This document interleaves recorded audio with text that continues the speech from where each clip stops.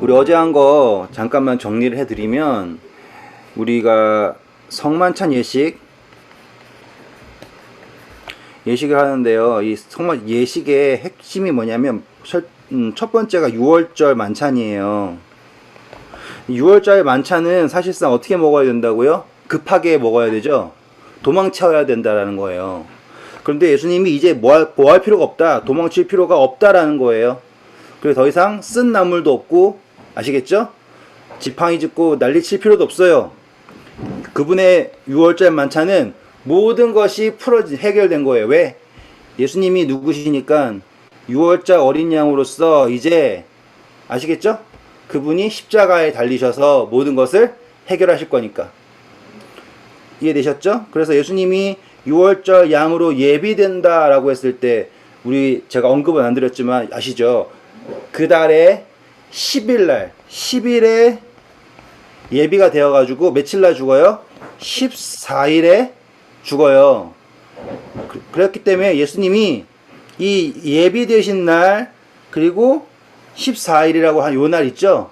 이게 이제 상징적으로 예수님의 고난주강하고 이제 맞아 떨어져 가는 거죠. 그리고 24일에서 부활하시는 날까지 이렇게 연결이 되는 거예요.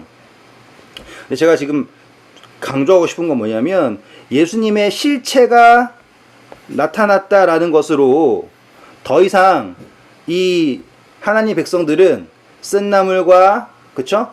그런 것들로 뭐라고 6월절을 기념할 이유가 없어요.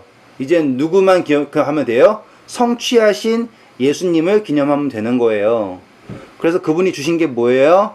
떡, 그리고 포도주죠. 그래서 떡 우리 공부했고, 포도주 공부했죠. 떡은 뭐였어요? 그분의 살, 말씀, 그리고 그분과 하나됨. 그쵸? 그래서 그분의 살을 먹음으로써 그분과 하나됨이었고요. 포도주는 뭐였습니까? 언약. 그리고 또 뭐였어요? 생명. 그분의 생명이 나에게, 그리고 그분의 언약이 생명의 언약이에요. 살아계신 하나님께서 맺으신 생명의 언약에 우리가 들어가 있음을 기념하는 거예요. 이제 달라졌어요. 그전에는 포로에서 도망쳐 나오는 것에 대한 6월절이었잖아요. 이제는 이 떡과 포도주가 기념하는 것이 달라져요. 그래서 예수님이 뭐라고 그래요? 이것을 먹으면서 누구를 기념하라 그래요? 나를 기념하라 그러죠. 이것은 예수님을 기념하는 거예요. 목적이 완전히 달라졌어요. 여기까지 이해되셨죠? 그리고 나서 그분께서 한 가지를 더 하셨어요. 아까 6월절 할 때 사람들이 뭘 신고 있어야 된다고 그랬습니까? 신발을 신고 있어야 되죠? 그런데 이제 세족 예식을 하셨습니까? 세족 예식. 자, 세족은 발을 씻겨주시는 건데, 발 씻긴다라는 건 뭐예요? 이제는 신을 벗기시고요. 그 신 벗은 것을 닦아주시는 거예요. 신발 신고 발 닦을 수도 있겠지만 그렇진 않겠죠? 자, 신 벗는다라는 걸 이제 조금 확장시켜 드릴게요. 이제 복습은 끝났고요. 우리 모세가 떨기나무 앞에 딱 갔을 때 하나님 하신 말씀이 뭡니까? 신발 벗어라. 여호수아가 하나님의 군대 장관을 만났을 때 말씀하시는 게 뭐예요?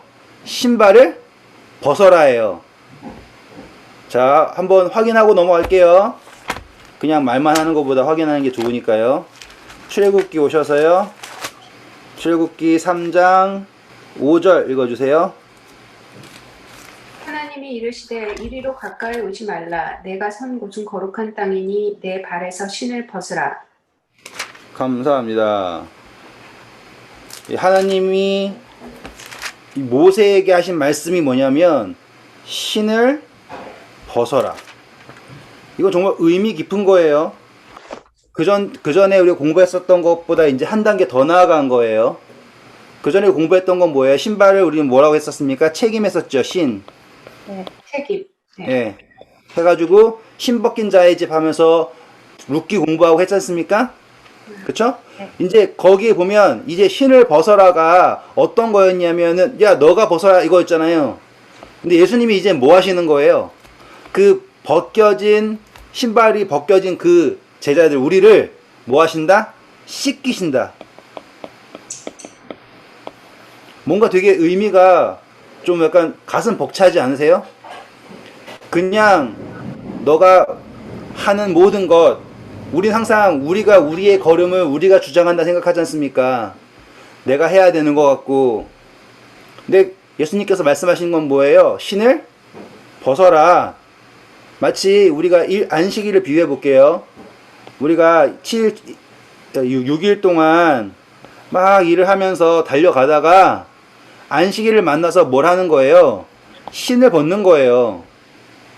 아시겠죠? 안식일을 만나서 사실상 우리 일주일 열심히 살아도 잘 먹고 잘 살기 힘들지 않습니까? 하지만 내가 사는 게 아니라 하나님의 이끄심으로 산다라는 거 인정한 사람은 6일 동안 삶을 살지만 7일째 안식일에 신을 벗고 그분에게 맡기는 거예요. 안식일이라는 게 그런 의미를 갖는 거죠. 거룩한 곳이다.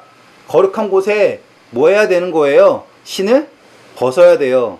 근데 거기에 더 나아가서 이제 그 신 벗겨진 그 발을 예수님께서 씻겨주신다라고 하는 감동인 거죠. 그쵸? 그런데 여기에서 이제 모본이에요. 모본 이제 아까 했던 어디 있니? 안 지웠군요. 이제 그 모본의 범위로 가는 거예요. 모본을 보이셨다라고 하죠. 요한복음 가실게요. 요한복음 오셔서 13장 오셨죠?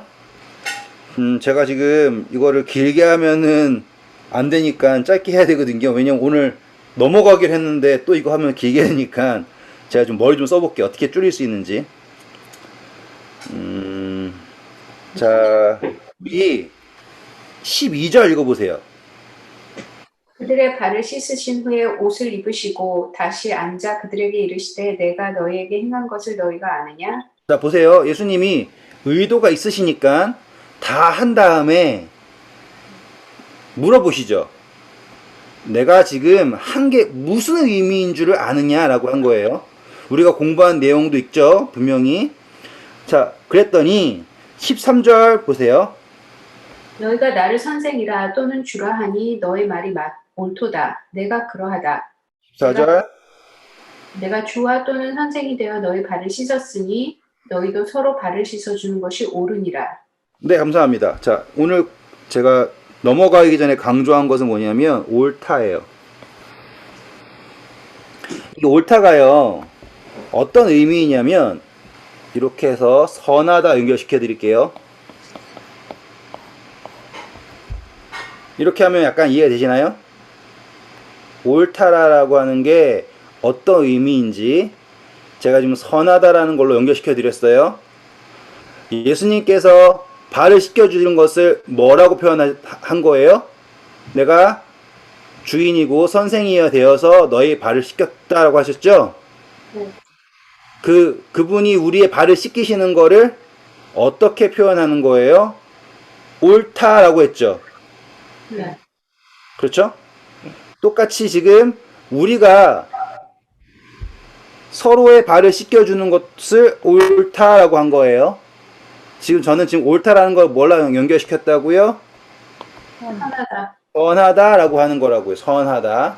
왜 이걸 선하다 연결시켰냐면 예수님께서 우리의 발을 씻겨주시는 것의 핵심은 뭐냐면 그의 행위 자체가 무엇을 말하고요? 선하다라고 얘기하는 것이고요. 그리고 씻김 받은 존재에 대하여서도 뭐라고 얘기하는 거예요? 선하다라고 이야기하는 거예요. 깨끗하게 한다라는 것 자체도 선하고요. 깨끗함을 받게 되는 것도 선한 거예요. 이 개념 이해하셨어요? 한 번만 설명해 드릴게요. 자, A가 B를 예를 들어서 제가 제 아들을 씻겨요. 그 행위는 좋은 행위죠. 자, 그러면은 더러운 것이 씻겨져요. 그것도 좋은 행위죠. 이해되셨죠? 지금 요 개념을 그대로 가져가는 거예요. 그런데 이제 여기는 예수님이에요. 적을게요. 이제 여기는 예수님. 자, 이제 예수님이 누구의 발을 씻겨주셨습니까? 이니지사님의 발을 씻겨주셨어요. 그렇죠? 자, 이것은 우리가 생각했던 거랑 똑같은 거예요. 이니지사님이 죄를 졌다고 쳐요. 네. 잘못했다고 쳐요. 네. 근데 이 잘못이 예수님한테 잘못한 거예요? 아니요. 아니면 원인쌤이 잘못한 거 이거예요, 이제.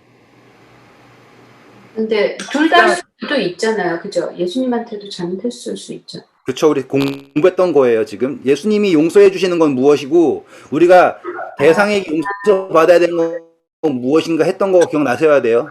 네. 네. 지금 자, 이니 집사님은 누구에게 잘못을 했으면 원희 집사님 잘못했잖아요. 그럼 누구에게 용서를 구해야 해요? 원희 집사님에게 용서를 구해야 해요. 이게 기본이에요, 원래가. 네. 그런데 원희 집사님이 이니 집사님을 용서해 줘야 할 근거가 있어야죠. 네. 이해되셨죠? 네. 이니 집사님을 용서해 줄 근거가 있다면 적당한 보상을 이니 집사님 해주시든지 아니면 같은 피해를 주든지 했을 때 용서의 근거가 된단 말이에요. 그쵸? 그런데 예수님이 뭘 하셨냐면 내가 야 나와라 색깔아 예수님이 누구도 시켜주셨어요. 원희 집사님도 시켜줬단 말이에요. 그렇기 때문에 원희 집사님이 뭘 하는 게 당연한 거예요. 서로 발을 씻겨주는 것이 뭐하다? 선하다. 옳다, 선하다가 된다 이 말이에요. 이해되시죠? 지금 발 씻겨준다라는 것은 침례와는 다른 개념이에요. 침례는 어떠한 용서냐면 모든 상태적 죄 기억나시죠? 상태. 네. 이 상태가 죄의 상태에서 다시 말해 생명 없음의 상태에서 생명 있음의 상태로 전환하게 하는 것, 그가 거듭나게 하는 것, 그게 십자가와 침례로서 이루어진 아시겠죠? 침례가 뭘 상징하는 거잖아요. 내가 그리스도와 함께 십자가에 못 박힌 게 바로 침례지 않습니까? 그 상태의 전환이 십자가, 침례이고요. 그리고 우리가 지금 오늘 우리의 삶을 살면서 뭘 하는 거예요? 우리의 발을 누구에게 맡김으로? 예수님에게 맡김으로 우리가 서로를 발 씻겨주는 것이 뭐 할 수 있게 되었다? 선한 게 된 거라고요. 이제 제 말이 어떠한 구조를 가지고 진행이 되는지 아시겠죠? 네. 네. 왜 이게 중요한지 제가 막 하고 싶은 말 엄청나게 많지만 줄일게요. 예수님이 오른뺨을 때리면 어떻게 하라 그래요? 우리 보고. 뺨도 밀라고. 왼뺨을 대라 그러죠? 그래가지고 무슨 우리가 간디도 아니고 그런 개념이 아니에요. 거기에 근거는 뭐냐면 예수님이 씻기신다라고 하는 것에 그분이 나를 씻기신다라고 하는 것, 그분이 저 사람을 씻기신다라는 거를 믿었을 때, 아시겠죠? 그것에 맡겼을 때 내가 지금 오른뺨을 때렸을 때 왼뺨을 들려대는 것이 선하다라는 범위로 옳다라고 하는 범위로 갈 수 있는 거예요. 그냥 참고 괜찮다, 인내한다가 옳다가 아니라. 혹시 여기까지 질문 있으세요? 없으시면 다음 절 보세요. 15절부터 17절까지 읽어주세요. 내가 너에게 행한 것 같이 너희도 행하게 하려 하여 본을 보였노라. 내가 진실로 진실로 너에게 이르노니 종이 주인보다 크지 못하고 보냄을 받은 자가 보낸 자보다 크지 못하나니 너희가 이것을 알고 행하면 복이 있으리라. 감사합니다. 멋진 말이 나왔으니까 일단 짚고 넘어가고 싶은 거는 알고 행하라 그러죠? 네. 알고 행하라. 지금 제가 알려드리는 거예요. 이게 무슨 의미인지. 16절 보세요. 자, 종이 커요, 주인이 커요? 주인이 크죠? 네. 근데 보냄받은 자가 보낸 자보다 크지 못하다라고 하는 건 뭐예요? 지금 서로 발 씻겨주라고 누가 누구를 보낸 거다? 내가 예수님이 원희 집사님을 보내셨다 이 말이에요. 뭐 하라고요? 서로 발을 씻겨주라고 보냈다 이 말이에요. 하나님이 세상을 이처럼 사랑하사 독생자를 주셨죠? 왜 보내셨어요? 우리의 죄를, 우리의 상태를 사망에서 생명으로 옮기기 위해서 보내심 받았단 말이에요. 그 보내심 받은 그분이 우리의 발을 씻기시면서 우리를 보내신다고요. 그렇기 때문에 우리가 행하는 것은 내가 잘 참고 내가 어때서가 아니라, 아시겠죠? 그분이 우리를 보내셨기 때문에 요 구조가 성립이 되는 것이고, 그것이 무엇이고요? 선한 것이고, 그 선할 때 알고 행하면 뭐가 있대요? 복이 있다 그러죠. 복이, 공부했던 거 기억나시죠? 성경에서 하나님이 최초의 복을 주신 것은 무엇에 복을 주셨다고 그랬어요? 생명. 네. 이해되시겠죠? 우리가 지금 하나님을 믿는다고 하면서 뭐에 빠져 있냐면 율법주의에 빠져 있어요. 혹은 싸구려 은혜에 빠져 있어요. 율법은 뭐예요? 내가 행해야 된다. 빠져 있고요. 은혜는요, 그냥 아무것도 없어요. 죽은 거예요. 그냥 말만 생각하는 거예요. 퀘스천이에요. 불확실한 은혜에 빠져 있는 거라고 말이에요. 이해되시죠? 왜, 다른 말 표현하면은, 여기는 안다라고 생각하는 거고요. 여기는 행함이 없다. 없는 거예요. 이해되시죠? 여기에 딜레마에 빠져 있다고요. 그러니까 뭐가 없어요? 알면서 행하지 못하는 것도 있고요. 이해되시죠? 행한다 생각하지만 믿지 않는 것도 있고요. 이렇게 되는 거예요. 뭐라고 했어요? 예수님이 알고 행하면 복이 있다라고 했죠. 따라서 무슨 수학 공식처럼 얘기하고 있는데, 따라서 이렇게 해야 되나? 따라서 지금 우리의 예수님께서 하신 말씀은 뭐냐면, 그분의 구원이라고 하는 것은요, 분명히 한 번 씻긴 자는 다시 씻을 필요가 없어요. 하지만 우리는 여전히 우리의 발을 그분에게 맡겨야 해요. 신을 벗어야 돼요. 그분이 나를 씻겨 주셔야 돼. 씻김을 받아야 돼요. 그쵸? 그것을 받았을 때 우리는 다른 사람을 씻겨야 하는 명령을 받았어요. 그쵸? 보냄받았단 말이에요. 그 받은 것을 우리가 뭐하고 행할 때, 알고 행할 때, 그것이 우리에게 무엇을 줄 수 있다? 복. 바로 생명을 줄 수 있다라는 이야기인 거죠. 절대로 그냥 착한 마음으로 그 발 냄새나는 발을 씻겨줌으로 내가 얼마나 겸손한지를 보이자가 아닌, 그분의 복으로 가는 것이 어떠한 방향을 가지고 일어나는지를 설명하는 게 이 세종 예식 속에 있는 의미라는 거예요. 자, 넘어갈게요.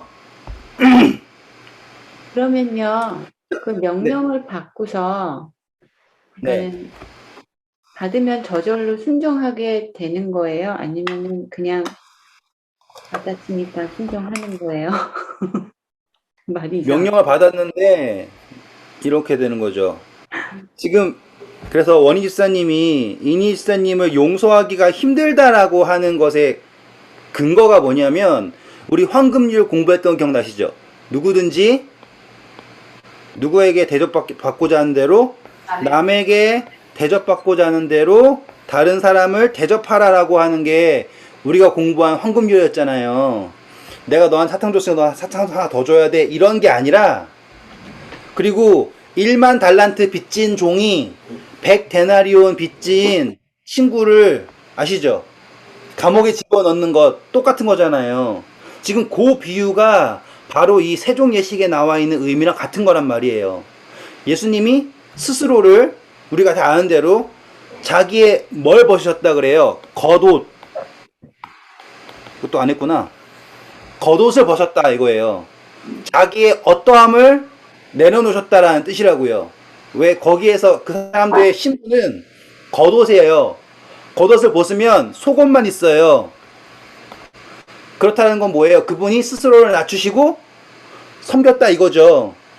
그렇다는 건 발을 씻길 때 핵심은 뭐냐면 겉옷을 벗는 거고요. 다 씻기시고 난 다음에 다시 어떻게 하셨어요? 겉옷을 입으시고서 말씀하셨잖아요.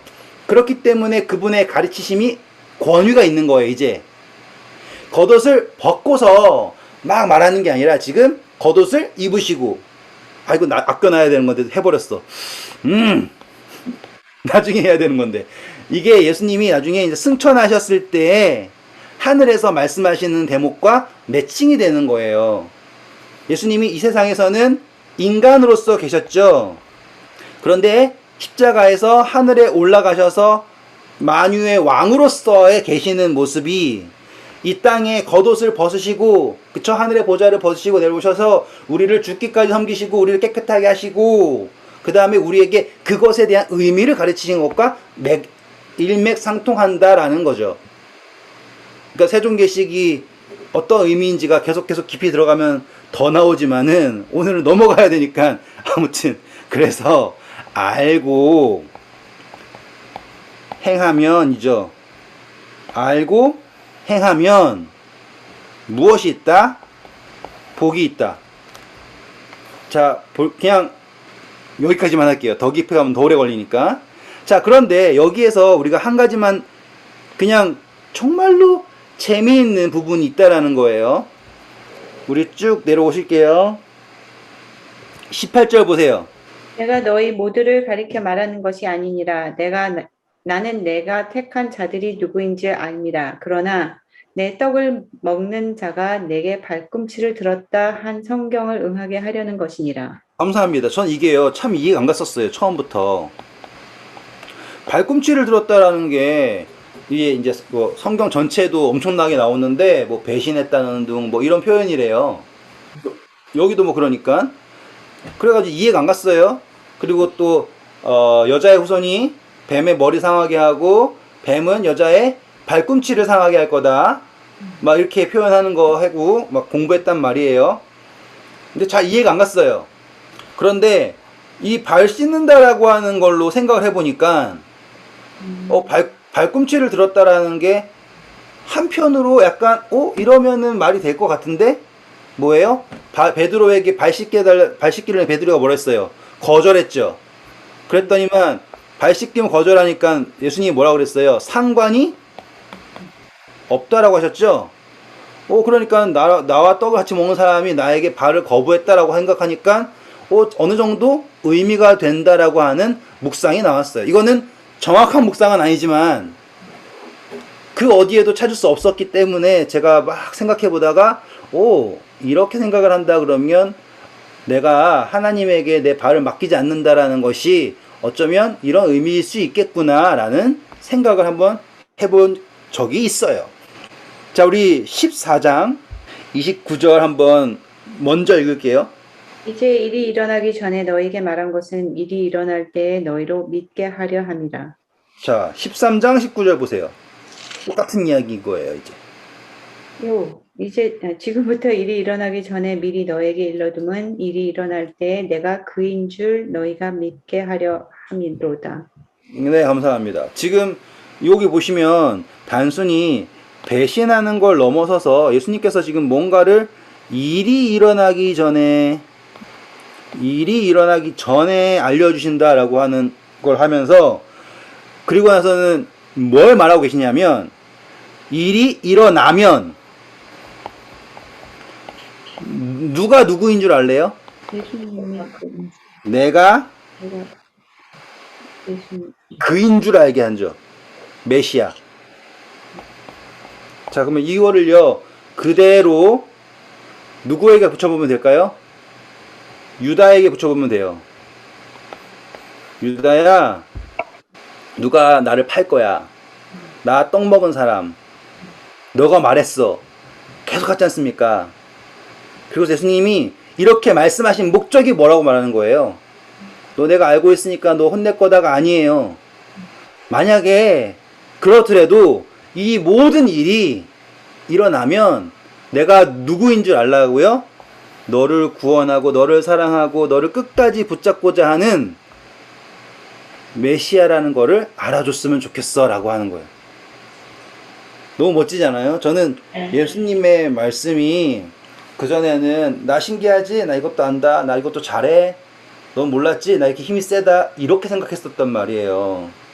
근데 예수님께서 유다에게 하시는 모든 말씀, 이 모든 말씀은 설령 유다가 이미 배반했고 또 그것을 할지라도 이 모든 일이 일어나는 걸 보면 유다에게 뭘 깨닫고 그분이 메시아라는 것을 깨닫고 돌아오게 하기 위하여 예수께서 자기 사람들을 사랑하시되 끝까지 사랑하시는 말씀이었다라는 거예요. 그래서 지금 아까 우리 어저께 말씀드렸잖아요. 유다가 나가기 전에 가르침, 유다가 나가고 난 후에 가르침, 이게 갈라진다고 했지 않습니까?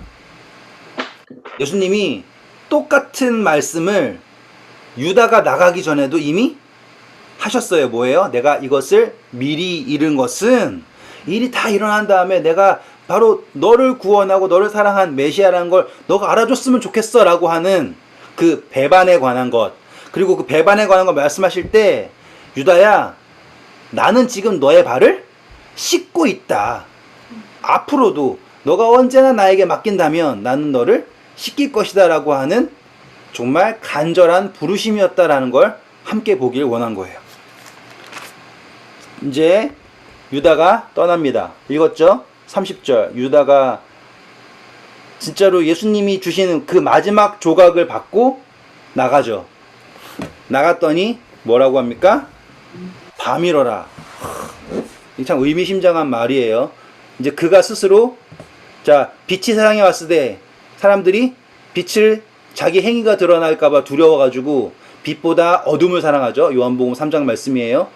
그래 어둠으로 숨어버리죠. 네. 유다가 향한 곳은 어디예요? 참빛인 예수님이 계신데도 불구하고 어디로 나갑니까? 빛에서 어둠으로 나가는 거예요. 무얼 바꿔도 그 마지막 떡조각 슬프죠. 그때 예수님께서 말씀하셨습니다. 지금 인자가 영광을 받았고, 이거 뭐예요? 확정되었다라는 거죠. 이제 그분의 모든 것이 이제 진행되는 거예요. 그리고 32절, 그리고 영광을 받았다라는 것은 똑같은 건 뭐였습니까? 영광이 뭐였죠? 생명. 기억나시죠 우리? 네. 그래서 우리가 영광을 돌린다라고 하는 것은 생명을 드리는 것이고, 그분이 영광을 받는다라는 것, 모든 거 다 우리 했었어요. 네. 자, 이제 읽어주실까요? 32절부터 35절까지 읽어주세요. 만일 하나님이 그로 말미암아 영광을 받으셨으면 하나님도 자기로 말미암아 그에게 영광을 주시리니 곧 주시리라. 네, 감사합니다. 지금 여기에서 우리가 봐야 될 거는요, 시점만 보면 돼요. 32절에 보면 하나님이 그로 말미암아 영광을 받으셨으면 하나님도 자기로 말미암아 누구에게 주신다고요? 예수님에게. 자, 그려볼게요. 하나님, 예수님. 하나님이 예수님에게부터 영광을 받으셨어요. 그래서면 하나님도 예수님에게 영광을 주신다라고 하는 표현이에요. 이렇게 서로 막 잘한다 이게 아니라 뭐예요? 예수님이 우리를, 하나님 백성들을 하나님에게 인도하면 하나님이 우리를 누구에게 주신다? 예수님에게 주신다. 이 말씀입니다. 33절부터 읽어주세요. 작은 자들아, 내가 아직 잠시 너희와 함께 있겠노라. 너희가 나를 찾을 것이나 일찍이 내가 유대인들에게 너희는 내가 가는 곳에 올 수 없다고 말한 것과 같이 지금 너희에게도 이르노라. 네, 감사합니다. 작은 자들아, 이거 표현이 어떤 느낌이냐면 내 아들들아 라는 표현이에요. 거의. 그거 궁금했어요. 네. 네. 공부하셨어요? 아니 궁금했다고 그거. 아, 궁금했다고요? 네. 이 표현이 어떤 느낌의 표현이냐면 내 아들들아 라고 하는 표현인 거예요. 느낌이. 네. 그리고 우리 그때 갈 수 없다, 올 수 없다라고 했던 거 공부했었으니까 하진 않겠지만 예수님께서 지금 내가 아직 잠시라고 표현했죠. 네. 네. 그쵸? 네. 쭉 넘어가셔서 14장 가보세요. 3절 보시면 예비하시고 나 있는 곳에 너희도 잠시 있는 게 아니라 이제 어떻게 있게 하실 거예요? 영원히 있게 하실 거다라고 하는 것에 대한 표현이에요, 지금. 그런데 그렇게 되려면 이제 드디어 뭐 시간 다 됐는데 큰일 났네. 이제 오늘 시작하려고 했는데 이럴 수가. 34절이 이제 들어가는 거예요. 이제 들어갈 거예요. 34절 읽어주세요. 새 계명을 너에게 주노니 서로 사랑하라. 내가 너희를 사랑한 것 같이 너희도 서로 사랑하라. 너희가 서로 사랑하면 이로써 모든 사람이 너희가 내 제자인 줄 아니라.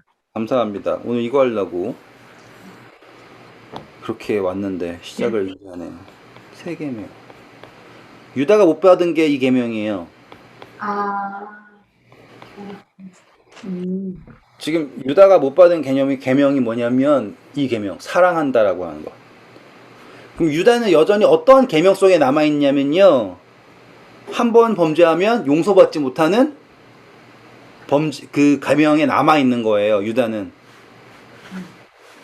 이해되셨어요? 그 당시에 모든 사람이 가지고 있는 계명의 것은 뭐냐면 너 잘못하면 인과 응보.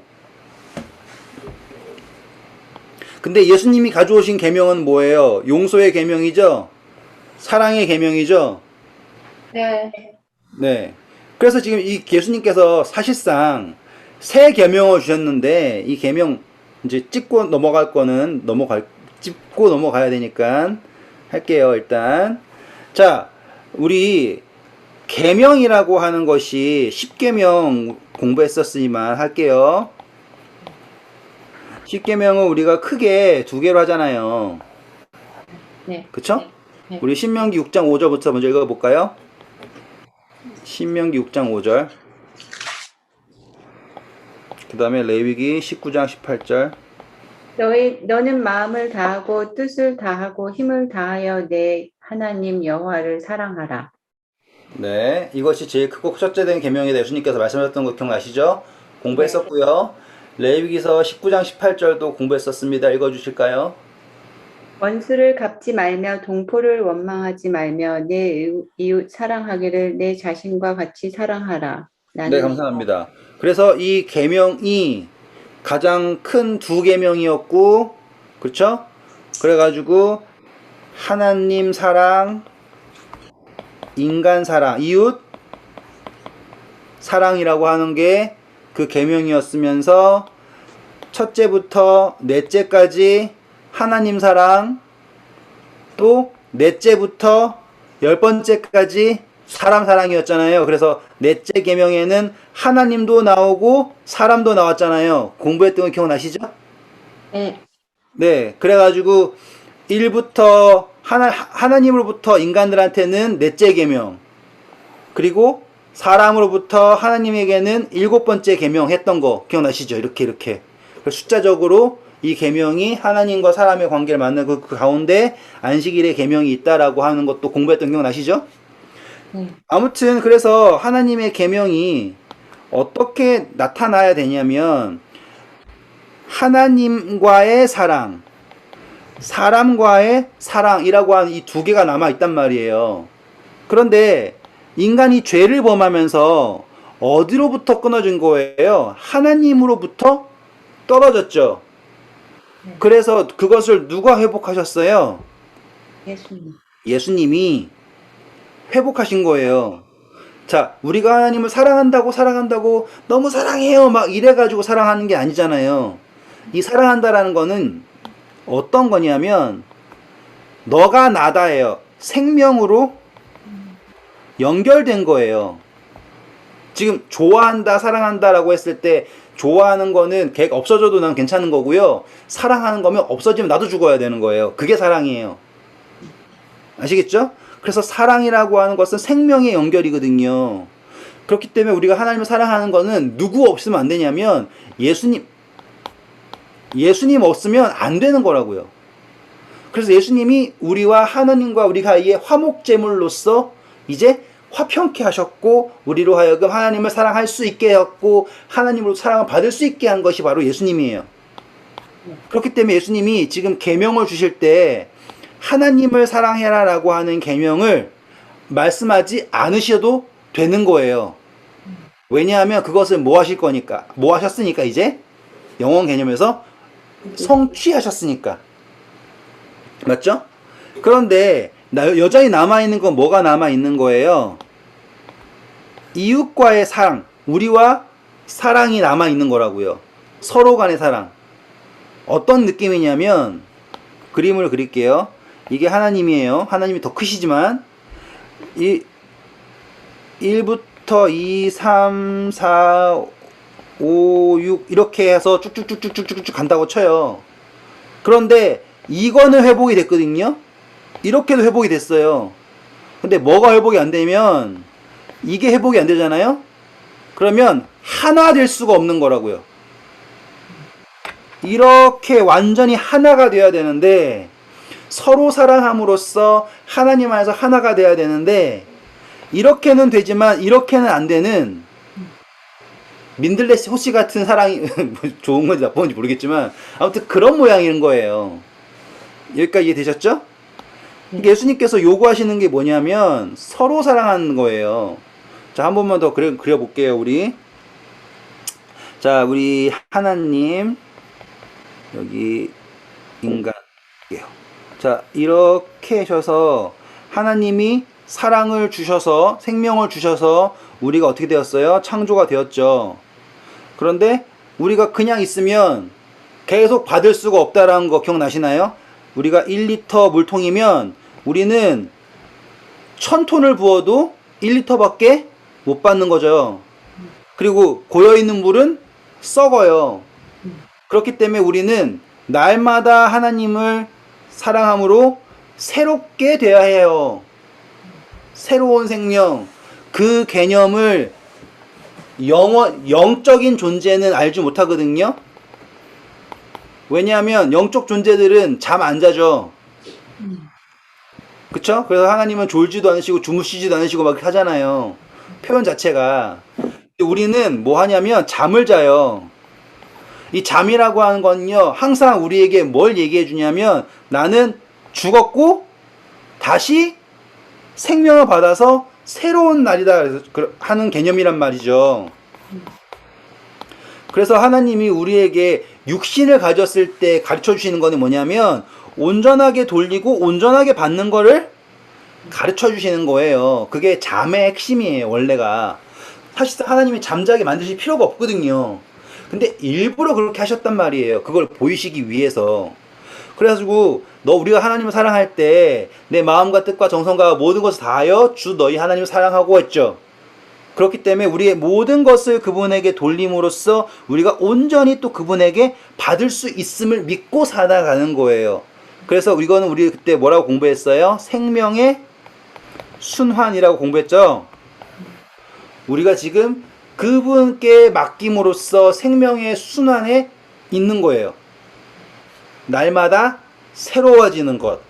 하지만 하나님은 어떠한 사랑을 가지고 계시냐면 무한한 사랑을 가지고 계시지 않습니까? 무한한 사랑. 그래서 그분이 우리에게 하나님이 우리를 그분의 형상과 그분의 모양대로 창조하셨는데 일개 피조물인 우리가 이분의 하나님의 사랑을 경험할 수가 없죠. 우리는 기껏 해야지 자식한테 좀 잘해주고 가족한테 좀 잘해주고 그 정도지 온전한 사랑을 못 하잖아요. 그래가지고 하나님이 우리에게 어떠한 걸 주셨냐면 하나님과 가지고 있는 색깔이 왜 이래? 이거 생명의 순환의 관계거든요. 이 관계를 늘려주신 거예요.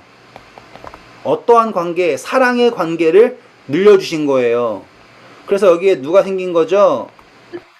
이웃이 생긴 거예요. 제일 처음에 하와였겠고 아담이었겠고 이렇게 되겠죠. 그런데 보세요. 제일 처음에 이웃이 어떻게 태어났냐고요. 아담이 하와에게 온전하게 뭘 준 거예요? 생명을 준 거죠. 그래서 넌 나다예요. 그래서 하와의 생명은 온전히 누구로부터 왔어요? 아담으로부터 왔죠. 이해되시죠? 네. 그리고 아담은 누구로부터 생명을 얻을 수 있냐면 하와로부터 생명을 얻을 수 있어요. 하와 없이 아담은 생명을 얻을 수 없죠. 그쵸? 모든 산자의 어미는 누구예요? 하와잖아요. 지금 제 최초의 관계를 말하고 있는 거예요. 이건 단순히 그냥 육신적으로 생명을 낳는다를 넘어서서 이제는 이 관계라고 하는 것이 사실상 무엇이냐면 하나님이 우리에게 생명을 주셔서 생명이 순환한 것처럼 우리가 서로가 관계를 갖는다는 것 자체가 우리가 눈으로 보이진 않지만 서로가 생명을 주고받는 것이다 이거예요. 이게 영적 개념에서의 생명을 주고받는 사랑이라는 거죠. 이렇게 돌아가는 것. 따라서 우리가 내 이웃을 내 몸과 같이 사랑하라고 했을 때 이 1리터를 온전히 준다 이거예요. 그러면 하나님은 내 1리터가 비어있는 것을 절대로 보지 않으시고 계속해서 우리를 채우실 것이면 우리는 1리터밖에 받지 못하지만 왜 이렇게 됐니? 결국에는 총 얘까지 1리터 주니까 2리터가 된다라고 한 논리예요. 이건 개념적 논리. 우리가 공부했었던 거 똑같은 겁니다. 그럼으로써 우리가 이웃을 사랑을 많이 하면 많이 할수록 이 관계가 넓어지면 넓어질수록 우리는 우리가 하나님부터 받을 수 있는 사랑이 어떻게 된다? 리미트가 n이 무한으로 올라가게 되는 거잖아요. 점점. 그래가지고 우리가 잠깐만 리미트가 무한되면 작아지는 건가? 잘못 썼다. 죄송해요. 제가 수학 배운 지 오래돼가지고. 아무튼 우리가 점점 많이 사랑하면 사랑할수록 우리는 그 사랑이 늘어난다 이거예요. 그럼으로써 우리는 누구의 사랑을 경험할 수 있게 되는 것이냐면 이 관계라고 하는 것 속에서 하나님의 사랑을 경험을 하는데 잘 보시면 여기에도 하나님의 형상, 여기에도 하나님의 형상 이해되시겠죠?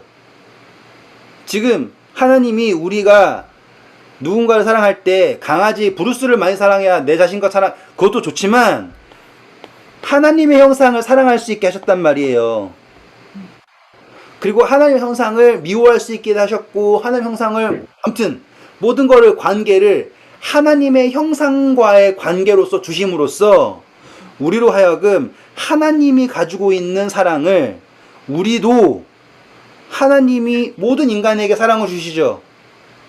똑같이 우리도 우리가 서로 사랑함은 그가 먼저 우리를 사랑하셨음이라라고 하는 하나님의 사랑을 받는다라고 하는 막 그 아시죠? 막 우리 옛날에 영화에 이거는 맞는 비유가 아닐지 모르지만 그 베어 영화 보셨어요? 베어? 돼요? 네, 그 조그만 애기가 엄마가 꿀따 먹다가 돌 깔려 죽어가지고 막 도망치고서는 있는데 퓨마가 쫓아와가지고는 막 어떻게 또 저렇게 해가지고 거의 죽으려고 그랬는데 마지막에 퓨마가 다 따라잡았어. 그래가지고 아기고 할 일 없어가지고 소리를 왕 질렀는데 퓨마가 도망치는 거야. 왜 도망치나 해서 놀랬더니만 뒤에 보니까 아빠 곰이 와가지고 와 해주고 있었던 거예요. 이게 제가 어렸을 때 처음 영화관에서 본 영화예요. 아직도 생생해요. 인상이 깊었나 봐요. 그 영화의 핵심이 뭐냐면 아기 곰은 퓨마를 이길 수 없지만 누가 뒤에 있으면 아빠 곰이 뒤에 있으면 뭐 간단한 이야기죠. 똑같은 거예요. 우리는 사랑할 수가 없어요. 이길 수가 없어요. 왜? 이렇게 되는 거예요. 그러면 할 수 없다가 아니에요. 누가 우리를 사랑하시기 때문에 우리가 사랑하면 그가 먼저 우리를 사랑하셨습니다. 라고 하는 이 생명의 굵어져라 전폭적인 지지 아시겠어요? 이 사랑의 전폭적인 지지를 믿고서 우리가 그전에는 하나님이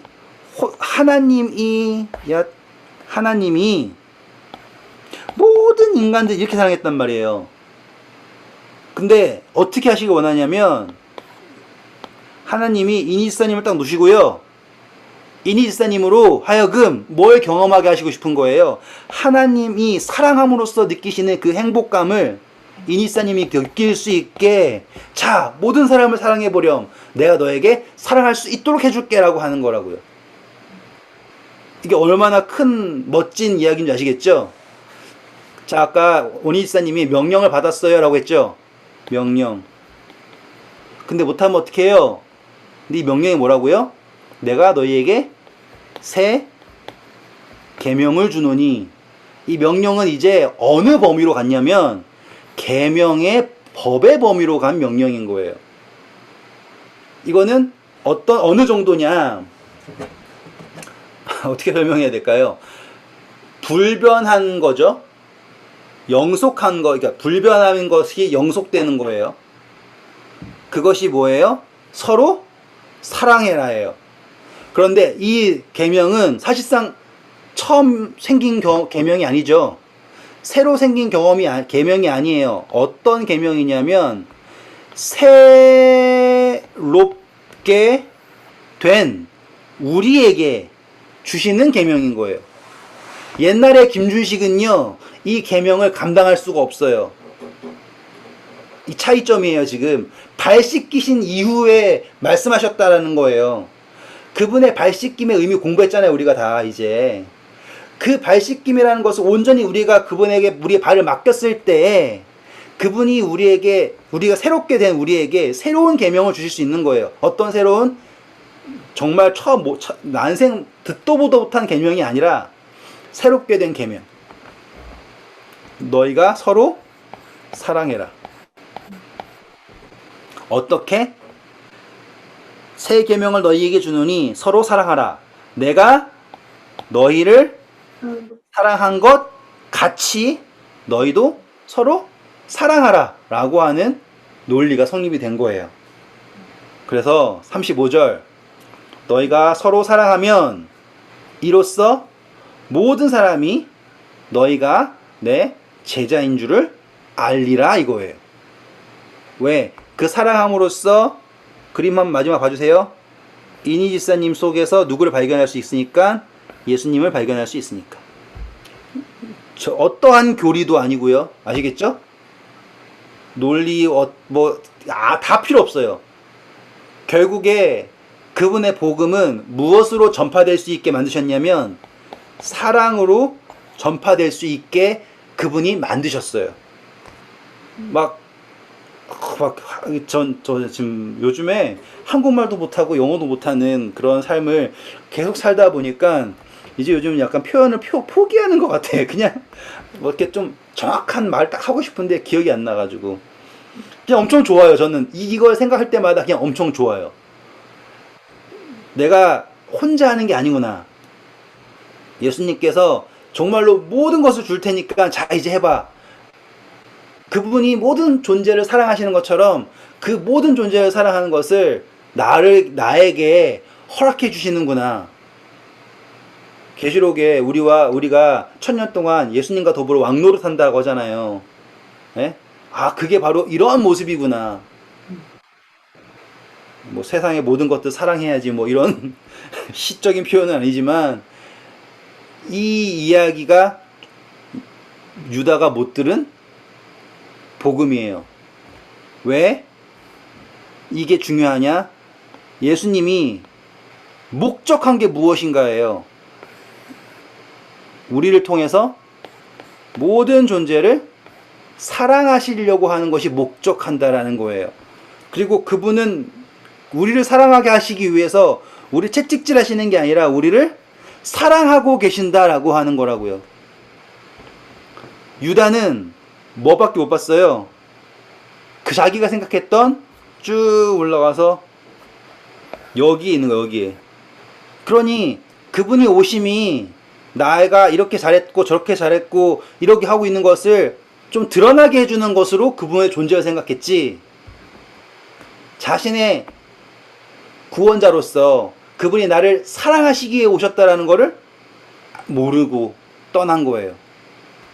마지막 조각까지 받았지만 그분이 발까지 씻겨주셨지만 언약의 피 모든 것을 다 들었음에도 불구하고 무엇을 못 깨달아서 이걸 못 깨달아서 근데 재밌는 거예요. 예수님이 이걸 먼저 말씀하실 수가 없는 거예요. 아시겠죠? 뭘 못 믿으면, 맡기지 않으면,